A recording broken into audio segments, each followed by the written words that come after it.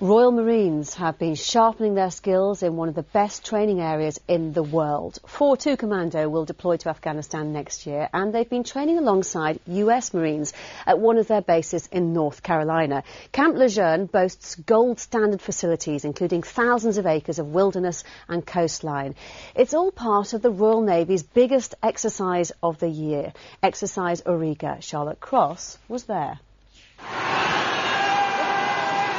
If you were a belligerent nation threatening a neighbour and the ships of the Royal Navy suddenly appeared offshore, landing hundreds of Royal Marines on nearby beaches to practice amphibious warfare, it could persuade you to come to the negotiating table.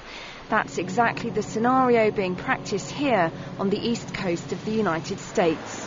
The government would be in the background doing a lot of negotiations, trying to convince that bad country to stop doing what it was about to do. We'd be assisting the government in that by moving the ship slightly closer to the coast, slightly further away from the coast, flying helicopters, flying jets, doing all that sort of stuff. Of course, if the bad country doesn't stop that, then we can go in and teach it a lesson. Well, that's it.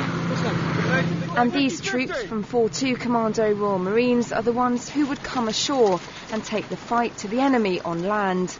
After 4 years focusing on Afghanistan, this is a chance to get back to their amphibious roots. We have to keep our core skill, which is amphibious warfare. In the environment over the next 20 years, we don't know what we're going to be faced with in the future, and for Britain to have an amphibious capability is extremely important. Royal Marines have used hovercraft or landing craft air cushion LCACs for 17 years, but this is the most recent upgrade, and they've had it for just over a month. It's a fantastic kit. It gives us autonomy on the waterways. We're not restricted by tides, and it guarantees the troops a dry landing every time, which is obviously good. It's good for them, it's good for their kit. The Royal Marines are also training inland. This is Camp Lejeune, an enormous site stretching over 53,000 acres of coastline. It's one of 4 US Marine bases and is home to 50,000 US Marines. There are jungles, live firing ranges and combat towns on a scale we just don't have in the UK. Well, one of the things that the Americans have facilities for, which we don't back in the UK, is sort of very good compound clearances, and live firing compound clearances, so we can simulate what's been done out in Afghanistan. We can do all the meeting, the planning, the coordination close to where we actually work, and then just a short trip down the road to conduct the firing exercises. There's benefits to being out in the sticks with no one around, and there's benefits to being in the rear, and this is a good combination of the two of them.